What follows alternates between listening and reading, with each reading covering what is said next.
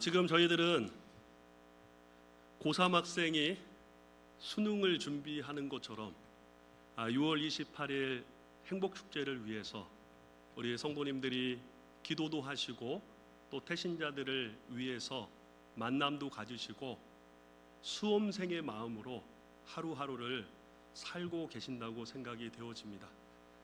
이번 주간에 교회에서 저녁 시간을 보내고 또 기도하고 자면서 이번 주간은 이 태신자들보다는 우리 한 영혼을 구원하기 위한 우리 성도님들의 땀 흘림과 또 노력함이 얼마나 귀하게 보였는지 모릅니다. 저는 믿습니다. 여러분들이 한 영혼을 위해 기도하고 그를 긍휼히 여기는 마음을 가지고 시간들을 보내는 것을 하나님이 기뻐하심을 믿습니다. 하나님께서 반드시 여러분들을 축복하시고 또 여러분들에게 귀한 은혜를 주실 줄을 믿습니다. 여러분, 오늘 우리가 함께 읽었던 말씀에 보면 빌립 집사님이 나옵니다. 우리 동문교회 모든 분들이 아주 훌륭하고 주님을 사랑하고 헌신하고 그렇게 사는 것처럼 오늘 여기 본문에 나오는 빌립 집사님도 그런 분이셨어요. 초대교회가 세워지고 첫 번째로 7명의 집사님을 세웠는데 그 중에 한 분이 빌립 집사님이십니다. 지금도 교회의 일꾼을 세울 때 아무나 세우지 않잖아요. 하나님을 사랑하는 사람을 세우고 또 남들보다 하나님의 교회에 애착을 가지고 헌신하고 봉사하는 분들을 교회의 일꾼으로 세웁니다. 오늘 본문에 나오는 빌립 집사님이 그런 분이셨어요. 근데 이 빌립 집사님은 하나님을 사랑하고 교회를 사랑하는 분이었지만 또 하나 잃어버린 영혼을 사랑했던 분이 빌립 집사님입니다. 오늘 우리가 함께 읽었던 말씀에 보면 이 빌립 집사님이 평신도로서 예수 그리스도의 복음을 전하는 말씀이 기록되어져 있습니다. 저는 오늘 이 말씀을 통해서 저와 여러분들이 빌립 집사님처럼 하나님의 복음을 전하는데 말씀을 통해서 전도의 아이디어와 지혜를 얻는 귀한 시간이 되었으면 좋겠습니다. 여러분, 오늘 빌립 집사님을 통해서 우리가 전도에 대한 교훈을 몇 가지를 살펴보려고 합니다. 첫 번째는 삶의 자리를 전도의 현장으로 삼아야 한다는 것입니다. 우리 같이 한번 읽어보겠습니다. 시작. 삶의 자리를 전도의 현장으로 삼아야 합니다. 4절에 있는 말씀을 같이 한번 우리 읽어보도록 하겠습니다. 시작. 그 흩어진 사람들이 두루 다니며 복음의 말씀을 전할세. 여러분, 여기 보게 되면 흩어진 사람들이 나오고 있습니다. 여기서 말하는 흩어진 사람이라는 것은 어떤 사람이냐면 사도행전 7장에 보면 스데반 집사님이 복음을 전하다가 돌에 맞아서 순교를 합니다. 그래서 예수 믿는 사람들을 이 당시에 종교 지도자들이 되게 싫어했어요.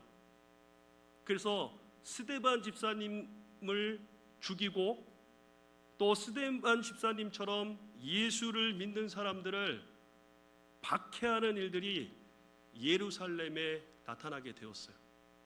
그러니까 예수 믿는 사람들이 예루살렘에서 어떻게 해요? 그 예루살렘을 떠나게 되는 거예요.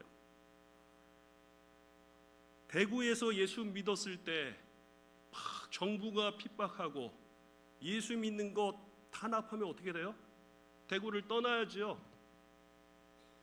부산으로도 가야 되고 대전으로도 가야 되고 또 저기 서울로도 가는 것처럼 지금 예루살렘에 예수 믿는 것 때문에 박해가 시작됐는데 거기 살던 크리스찬들이 동서남북으로 다 흩어졌어요. 박해를 피해서 도망을 간 겁니다. 그래서 그렇게 흩어진 사람들이 자기가 살고 있는 곳에서 뭐 했습니까? 그 지역을 두루 다니면서 복음의 말씀을 전했다라는 겁니다. 여러분, 저는 이 말씀을 보면서 초대교회 성도들에게 귀한 교훈을 받았어요. 초대교회 성도들은 때를 얻든지 못 얻든지 예수 그리스도의 복음을 전했지만 그 복음을 어디서 전했냐? 자기가 살고 있는 곳에서, 자기가 활동하고 있는 곳에서, 자기가 발을 디딛고 있는 그곳에서 복음을 전하는 현장으로 만들었다는 사실인 것입니다. 여러분, 저와 여러분들도 전도하기 위해서 하루하루의 삶을 보내고 있는데요, 여러분들이 복음을 전하는 장소가 어디냐면 여러분들이 살고 있는 삶의 영역이라는 것을 기억했으면 좋겠어요. 내 영역을 떠나서 복음을 전할 수도 있지만 내가 있는 곳에서 복음을 전하는 것이 성경적인 전도 방법이라는 것입니다. 제가 알고 있는 한 집사님이 계셔요. 이 집사님은 개인 택시를 하시는 분이시거든요. 근데 이 집사님의 그 택시 뒤에 트렁크를 보면 항상 바카스가 가득하고 물티슈가 가득합니다. 어느 날 신방 가서 물어봤어요. 집사님, 이 트렁크 이게 뭐예요? 아니, 뭐 이렇게 바카스가 많아요? 그랬더니 이분이 하시는 말씀이 그 말씀이에요. 자기가 운전을 할 때 고객이 타잖아요. 그러면 바카스. 근데 그 바카스에도 라벨지를 붙여요. 예수 바카스, 지저스 바카스. 옆에 타시면 그 바카스를 손님에게 주는 거예요. 선생님, 이거 한번 마셔보세요. 많이 피곤하시죠? 이거 마셔보세요. 그러면 어떻게 해요? 좋아서 받아 먹어요. 그러면 목적지까지 가면서 이 집사님은 택시 안에서 자기의 일을 하면서 예수님의 복음을 전하는 이런 아름다운 삶을 살고 계시는 분이셨어요. 여러분, 이분은요, 자기 택시 안을 복음을 전하는 전도의 현장으로 삼고 있는 분이세요. 남의 교회 얘기할 필요도 없어요. 우리 교회에도 이런 분이 계셔요. 아마 제가 모르는 더 많은 분들이 계실 수도 있어요. 근데 한 집사님은 가게를 하세요. 그런데 자기가 자기의 돈을 들여서 전도지와 물티슈를 제작을 해서 자기 가게에 와서 물건을 사갖고 가는 고객들에게 전도지를 주고 물티슈를 주면서 예수 믿으라고 복음을 전하는 우리 집사님이 계시더라고요. 여러분, 이분은요, 자기의 가게를 그리스도의 복음을 전하는 현장으로 삼고 있는 것입니다. 그리고 우리 교회 한 장로님이 운동을 좋아하세요. 이 파크 골프를 이렇게 치신대요. 아마 우리 집사님들도 많이 치실 거예요, 그렇죠? 근데 그 파크 골프를 치는 본인이 운동하고 취미 활동을 하는 가운데서 새로운 분 만나잖아요. 그분에게 복음을 전한 거예요. 그래서 작년 11월 달에 밥상대회 때 그분이 오셨어요. 그리고 조금 지나니까 아내가 같이 또 오셨어요. 얼마나 신앙생활을 잘 알고 있는지 모르세요. 여러분, 이 장로님은 자기가 운동하는 그 운동의 자리를 전도의 현장으로 삼은 겁니다. 오늘 사랑하는 동문교회 성도 여러분들이 여러분들의 삶의 자리에서 가정주부로서, 직장인으로서, 학교 선생님으로서, 또 공무원으로서, 또 하나님이 여러분들이 세운 그 자리에서 내가 살고 있는 삶의 그 자리에서 복음을 전하는 현장을 만들어가는 저와 여러분들이 되시기를 주의 이름으로 축복합니다. 저는 오늘 이 빌립 집사님을 보면서 그거에 대한 깨달음을 얻었어요. 복음은요, 내가 살고 있는 곳에서 그 자리를 복음을 전할 수 있는 현장으로 만들어 가는 거예요. 가정에서 모든 분들이 예수를 가족들이 안 믿는다면 그 가정이 복음을 전하는 현장이 돼야 돼요. 직장이 예수를 안 믿는 사람들이 많이 있으면 그곳이 복음을 전할 수 있는 현장으로 여러분들이 삼아야 한다는 거예요. 오늘 빌립 지사님이 그것을 잘하셨어요. 초대교회 성도들이 그것을 잘했어요. 자기가 흩어져서 살고 있는 곳에서 그리스도를 전파하게 되었습니다. 두 번째로 이 빌립 지사님을 통해 배우게 되는 전도의 레슨이 무엇이냐면, 편견을 버릴 때, 내가 가지고 있는 고정관념, 내가 가지고 있는 생각을 내려놓을 때 전도의 열매가 맺혀진다는 사실입니다. 여기 오늘 5절에 있는 말씀을 여러분 같이 한번 읽어보겠습니다. 시작. 빌립이 사마리아 성에 내려가 그리스도를 백성에게 전파하니. 여러분 이 말씀을 보면 빌립이 사마리아에 가서 복음을 전했다고 얘기해요. 이 빌립 지사님은 유대인이에요. 유대인은 사마리아 사람들하고 왼수입니다. 상종을 안 해요. 유대인들은 사마리아 사람을 개나 돼지로 취급해요. 절대 사마리아 사람들과 섞이지 않습니다. 그런데 오늘 여기 보면 빌립이 사마리아 성에 가서 사마리아 사람들을 만나서 그들에게 그리스도를 전했다고 성경은 얘기하고 있어요.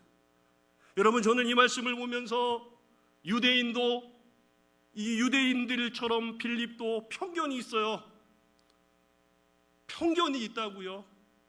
빌립이 사마리아 사람 볼 때 상종하지 말아야 되는 사람들이라고 본인의 틀에 그게 갇혀 있어요. 제가 의정부에서 대구에 내려올 때 한 목사님이 그러더라고요. 어디로 가냐고, 대구 간다 그러니까 센데 그러는 거예요. 그 목사님이 가지고 있는 생각은 대구 사람은 세다, 이런 생각을 갖고 있는 거예요. 근데 오늘 빌립도 그러한 편견을 갖고 있어요. 근데 어떻게 해요? 사마리아 사람들에 대한 편견을 내려놓았을 때 그들을 만나고 그들에게 그리스도의 복음을 전하는 전도자가 되었다라는 거예요. 여러분, 이렇게 빌립이 사마리아 사람들을 향한 편견을 내려놓았을 때 정말 놀라운 일이 일어나요. 6절에 있는 말씀을 보시면 사마리아 사람들이 한 마음으로 빌립의 말을 들었다고 얘기해요. 유대인들도 사마리아 사람들을 싫어하지만 사마리아 사람들도 유대인들을 싫어하는 거예요. 제가 군대 가보니까 팔도 남자들이 다 모이잖아요. 이상해요.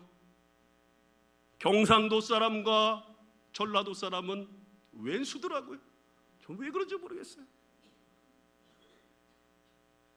전라도 고참이 되면 경상도 후임들이 고생해요. 또 반대로 경상도 고참들이 내무반에서 고참이 되면 호남 사람들이 이상하게 힘들어하더라고요. 왜 그래요? 편견. 그렇기 때문에 서로 잘 말을 안 들어요. 근데 여기 보세요. 사마리아 사람들이 빌립의 말을 듣습니다. 그리고 8절에 보니까 이 사마리아 성에 사람들이 고침받고 귀신이 떠나가고 그 성에 구원의 큰 기쁨이 나타나게 됐다고 성경은 우리에게 가르쳐 주고 있는 겁니다. 유대인들이 그토록 미워했던 미움의 땅에 빌립이라는 전도자가 가지고 있는 편견을 내려놓았을 때 그 땅에 놀라운 하나님의 영적 부흥이 나타나게 됐다라는 겁니다. 오늘 저와 여러분들도 편견을 가지고 인생을 살아가고 있습니다. 저분은 절대 예수 안 믿을 거야. 저분은 복음을 전해도 소용이 없을 거야. 이러한 자기의 편견이 있다는 거예요. 근데 여러분 잘 들으세요. 그것을 내려놓을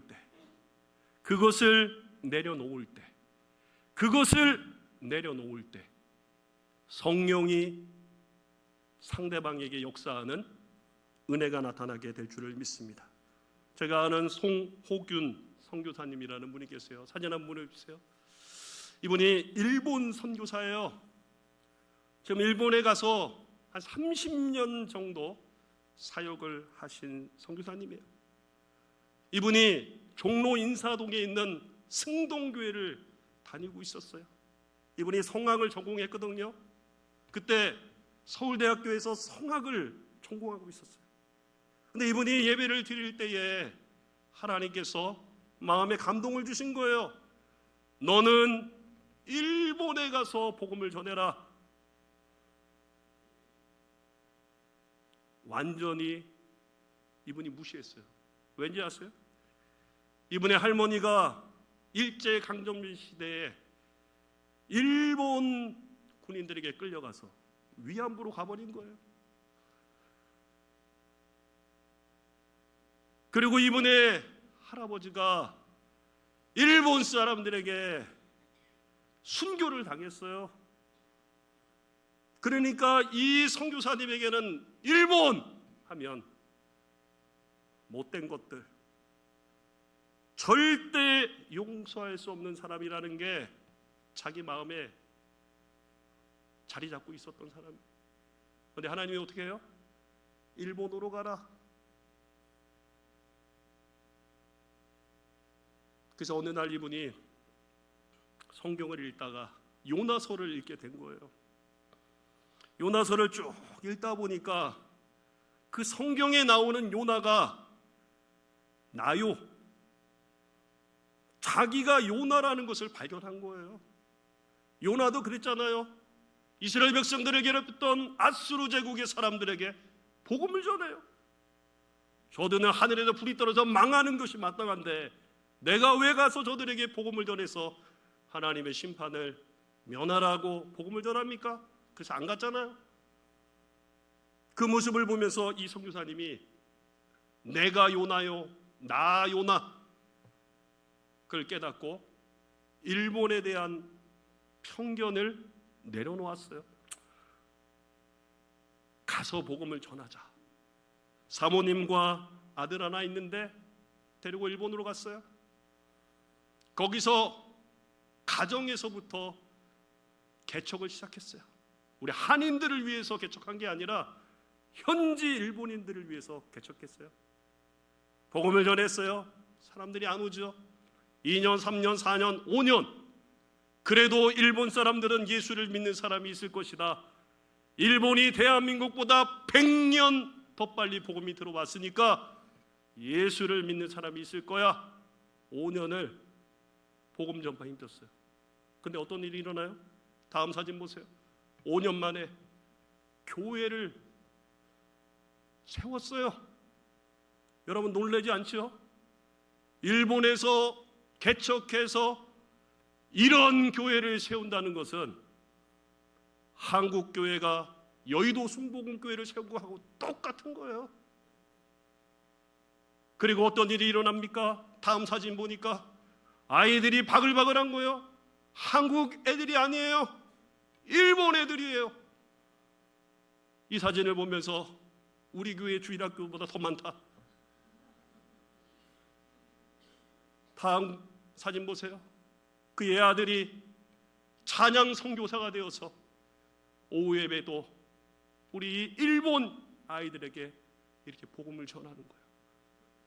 그리고 하나님께서 이 목회에 복을 내려주셔서 다음 장 보니까 그 교회를 놓고 원목으로 우리 교회보다 더 큰 교회를 지금 짓고 있는 거예요. 여러분, 이 송 선교사님이 일본 땅을 향한 자기가 가지고 있었던 편견을 내려놓고 그 땅에 가서 그리스도의 복음을 전했을 때 하나님은 전도의 열매를 맺게 하시는 놀라운 역사를 일으켜 주신 줄을 믿습니다. 저는 오늘 여러분들에게도 이런 편견을 내려놓았으면 좋겠어요. 하나님은 모든 사람이 구원받기를 원하고 계세요. 하나님은 모든 사람이 구원받기를 원하고 계세요. 그 모든 사람 앞에는 부자도 있고 배운 사람도 있고 가난한 사람도 있고 알코올 중독자도 있고 우울증 빠진 사람도 있고 깡패도 있고 무당도 있고 모든 사람이 그 안에 다 들어가 있는 거예요. 그러므로 저와 여러분들이 복음을 전할 때 특별히 내가 품고 있는 그 태신자들을 향한 편견을 내려놓고 나아갈 때 주님은 복음의 열매를 허락해 주실 줄을 믿습니다. 마지막 세 번째로 빌립 집사님을 통해 배우는 전도의 교회는 전도 명령에 순종하면 하나님이 예비해 주신 영혼을 만나게 된다는 사실을 기억했으면 좋겠어요. 26절과 27절에 있는 말씀을 같이 한번 읽겠습니다. 시작. 주의 사자가 빌립에게 말하여 이르되 일어나서 남쪽으로 향하여 예루살렘에서 가사로 내려가는 길까지 가라 하니 그 길은 광야라. 28절요. 일어나 가서 보니 에디오피아 사람 곧 에디오피아 여왕 간다게의 모든 국고를 맡은 관리인 네시가 예배하러 예루살렘에 왔다가. 여러분 오늘 이 말씀을 보시면 주의 사자가 빌립 집사님에게 말합니다. 예루살렘에서 가사로 가는 거예요. 여러분 예루살렘에서 가사까지 거리가 얼마나 되는지 아세요? 사진 한번 보여줘 보세요. 저 예루살렘에서 남 밑으로 가사가 지중해 저쪽 붙어 있는 거예요. 거기가 직선 거리로 70km가 넘어요. 근데 사람이 다니는 길을 따라가면 90km가 넘는 거리예요. 3, 4일 정도 종일 걸어야 예루살렘에서 가사까지 갈 수 있는 거예요. 여러분 이 당시에는 자동차가 없었던 시대예요. 저기서 저기를 가려면 걸어가거나 마차를 타고 갈 수밖에 없어요. 얼마나 고단한 일이에요. 근데 빌립은 어떻게 해요? 하나님의 전도 명령을 듣고 가사로 내려간 거예요. 근데 여러분 이 가사로 갔을 때 어떤 일이 일어나요? 에디오피아 네시가 거기 기다리고 있었던. 이 에디오피아 네시는 어떤 사람이에요? 에디오피아 모든 국고를 맡은 관리, 그 나라의 재무장관이 거기서 기다리고 있었던 거예요.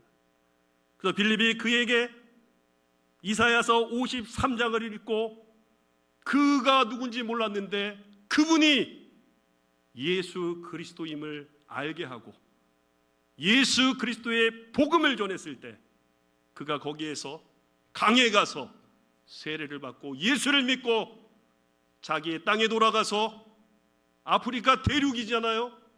거기서 복음을 전하는 역사가 일어나게 되었다라는 거예요. 여러분 저는 이 말씀을 보면서 하나님의 말씀에 순종하면 하나님이 영혼을 예비하고 계신다는 거예요. 빌립에게 가라 했을 때는 인간의 입장에서는 왜 가지? 그러나 하나님은 네시를 거기다가 먼저 두셨던 거예요. 여러분들이 태신자를 위해서 기도할 때 하나님이 여러분들의 마음에 감동을 주는 사람이 있어요. 영혼 구원을 위해 기도할 때 여러분들의 마음속에 울림을 주시는 그 영혼이 있습니다. 그 사람에게 가봐라. 저 사람에게 가봐라. 그러면 우리는 하나님 앞에 순종하고 가면 하나님이 영혼을 준비하고 계심을 믿습니다. 전도는 하나님이 하시는 거예요. 우리는 순종할 뿐이에요. 영혼 구원은 하나님이 하시는 거예요. 우리는 하나님이 주시는 마음에 순종하면 하나님이 영혼을 바꾸시는 역사가 일어나게 되는 거예요. 저하고 한 교구를 섬겼던 주경윤 박선희 선교사님이 계세요. 이분은요, 안수 집사님 권사님이셨어요. 한 해에 이 부부가 교구 총무를 다 했어요. 남편은 남성 총무를 했고 아내는 교구 총무를 했어요. 그 해가 얼마나 사역이 많았는지 몰라요. 어디 한번 죽어보자 40일 특별 새벽 기도가 있고 밤에는 12시부터 새벽 2시까지 정교고 성도들이 강단에 올라와서 기도하는 그러한 사역들이 있었던 해예요. 근데 이 주경연 박성희 선교사님 사진 한번 보여주세요. 우리 여러분들하고 똑같은 분이세요. 기도하는데 새벽 기도하고 저녁에 와서 강단 기도하는데 하나님이 인도네시아로 가라는 마음을 주신 거예요. 이 남편은 하나그룹의 디자인 싱킹 핵심 사람이었어요. 은퇴를 하셨어요. 의정부 평화로에 우리 교회만한 고깃집을 만들어서 노후를 살라고 계획을 했던 사람이에요. 아내 되시는 박 지사님은 교감, 중등학교 교감 출신이세요. 그렇게 노후를 살라고 했던 차에 하나님이 이분들에게 인도네시아로 가라는 마음의 감동을 주었어요. 제가 종무니까 항상 저하고 가장 많은 시간을 보내잖아요. 묻는 거예요. 어떻게 해야 돼요, 목사님? 그거 왜 나한테 물어요? 내가 가라고 해서 갔다가 고생하면 평생 원망 들을 텐데 하나님께 한 번 더 기도해 보세요. 하나님께 한 번 더 기도해 보시고 하나님이 집사님 마음에 확신을 주시면 순종하면 되겠습니다. 40일 어죽특근 어디 한번 죽어보자 마음을 가지고 기도하고 이분이 마음을 굳혔어요. 하나님의 음성에 순종한다고 노후에 장사하려고 어렸던 계약했던 그 식당 계약 파기하고 짐을 싸들고 인도네시아 자카르타로 갔어요. 아는 사람이 한 명도 없어요. 근데 말씀에 순종하고 갔을 때 하나님이 준비한 영혼들을 만나게 된 줄을 믿습니다. 그래서 다음 사진 보세요. 초등학생 아이들에게 한글을 가르치고 있어요. 이 무슬림 국가의 초등학생 아이들에게 한글을 가르치면서 복음을 전하도록 영혼을 예비해 놓고 있어요. 다음 사진 보세요. 중고등학생들이에요. 이 학생들에게 영어를 가르치고 있어요. 그리고 가정에서는 다음 사진 보세요. 이슬람 여성들이 선교사님들의 가정에 와서 성경을 배우는 이런 일들이 일어나고 있는 것입니다. 2년 전에 제가 대구에 내려올 때 이 선교사님이 잠깐 한국에 와서 서울숲, 북서울, 서울숲 가면은 타워가 있어요. 꼭대기 타워에서 식사를 대접받으면서 이분들이 그런 얘기 하셨어요. 목사님, 한 번도 안 가본 땅, 자카르타 말도 모르는 나였지만 거기 갔더니 하나님이 사람을 예배했다는 거예요. 자기는 평신도 선교사니까 세례를 집례를 못하잖아요. 그래서 최근에는 온라인으로 신학을 전공해서 목사 안수를 받았대요. 왜 목사가 됐어요? 세례를 못 주니까. 지금도 청소년들, 초등학생 아이들이 두 선교사님이 하는 한글 학교에 오기 위해서, 주말마다 하는 영어 학교를 오기 위해서 아이들이 줄 서 있대요. 이슬람 교도의 엄마 아빠들이 데리고 와서 우리 아이들 가르쳐달라고 줄 서 있다라는 거예요. 여러분, 순종하면 하나님이 영혼을 예비하십니다. 믿으십니까? 순종하면 하나님이 영혼을 예비해 두신 거예요. 2026년 6월 달에 예수님을 반드시 만나야 될 그 사람을 예비해 두신 것입니다. 그러므로 저와 여러분들은 주의 말씀에 순종해서 담대하게 태신자들을 향해 복음을 전하시는 저와 여러분들이 되시기를 주의 이름으로 축복합니다. 나는 순종할 뿐입니다. 하나님이 역사하십니다. 우리 교회는 순종할 뿐입니다. 하나님이 역사하십니다. 우리 공동체는 하나님의 말씀에 순종할 뿐입니다. 그 뒷책임은 살아계신 하나님이 감당하시게 될 줄을 믿습니다.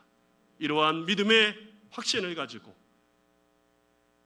삶의 자리에서 예수를 드러내고 예수를 말하고 예수를 자랑하는 우리 동문교회 성도들 다 되기를 주님의 이름으로 축복합니다.